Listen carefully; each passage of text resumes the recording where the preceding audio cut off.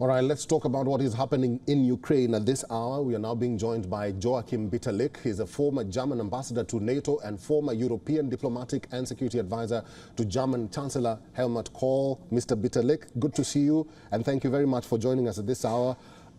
Hungarian Prime Minister Viktor Orban is in Ukraine, and he's urging his counterpart Volodymyr Zelensky to go for a ceasefire. And this, he says, will give Ukraine and Russia an opportunity to speak about peace.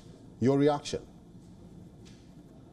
Well, I've been expecting this step from Viktor Orban's side because he has taken over the EU presidency from 1st of July, and for the first time since 2 years, he has gone to Kyiv in order to meet his Ukrainian counterpart. It's a surprise, but I've expected this because the EU has launched the beginning, the first steps towards EU accession negotiations of Ukraine, and at the same time, as Viktor Orban is someone who is maintaining links not only permanent to the West and to European nations, but at the same time to Russia. And by the way, don't forget, Hungary has a minority within Western Ukraine, and Hungary is receiving about 5,000 people per week as refugees at home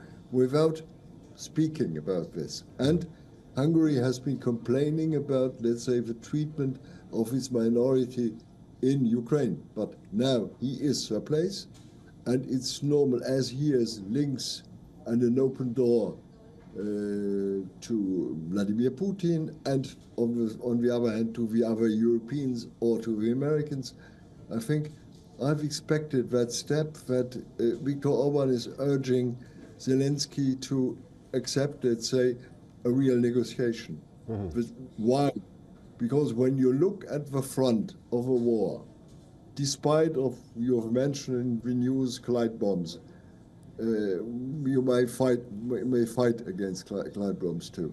But if you look at the front and moving the front in the last 6 months, first of all, a Ukrainian offensive without success, and now a Russian offensive without success too. And therefore the front is not moving. It's difficult, and it's just prolonging war.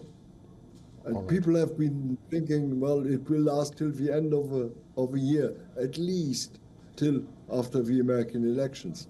But there is a chance because I think both sides are tired to some extent. All right.